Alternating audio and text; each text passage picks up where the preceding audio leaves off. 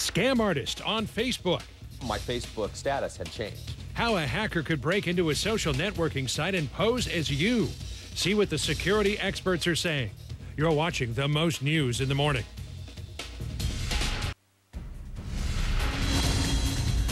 Welcome back to the most news in the morning. Facebook, supposed to be a place to catch up with friends online, right? Well, now internet criminals are trying to use people's accounts and their friends to cash in. Our Jason Carroll is here now with a cautionary tale for you this morning. Good morning to you. Good morning to you. Yeah, Facebook is really looking out for these types of things. John, you know, it's an old con. You get a letter or an email saying, a friend of yours is in trouble and needs a little bit of money. It's an old con, but what's new here is how scammers are finding their victims on Facebook. Facebook has become a popular way to reach out and touch someone in cyber world. I've reconnected with old friends from high school days, college days, grad school days, people I used to work with. Brian Rutberg expected to find old friends. What he didn't expect was for a cyber criminal to find him. What happened to Rutberg started about 2 weeks ago when his family noticed something frightening. When my daughter was alarmed that my Facebook status had changed, and I hadn't changed it. A new message on Rutberg's page read, "Brian is in urgent need of help." Of course, he wasn't. He was safe at home in Seattle. Somehow they had taken over access to the page. I had been locked out. Someone had changed the email address associated with the account.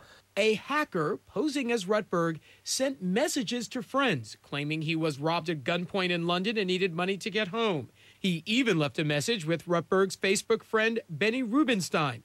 Listen to the recording. Who's currently in London, he's in trouble.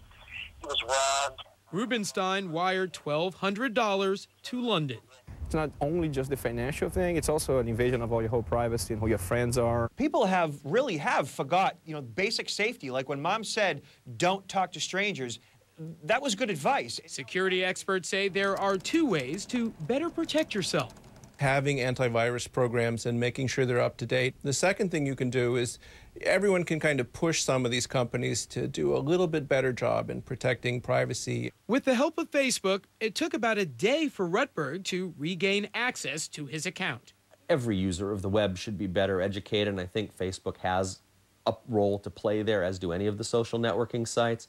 Letting users know that if their site is hacked, how to respond, and giving them an easy way to get in touch with the companies. Facebook says, though this scam affects a small number of users, they're instituting changes that will better notify users when their account is modified.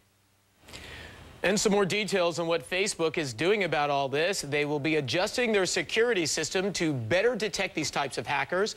They're also reaching out to money wiring companies like Western Union to alert them to this type of fraud. And they say they're planning to involve law enforcement. But they didn't give any specifics in terms of how law enforcement would exactly be involved. But one of the other things that, people can do if you're on Facebook or, don't put your date of birth on there. Be careful about putting your address on there. And something else, the old-fashioned thing, pick up the phone.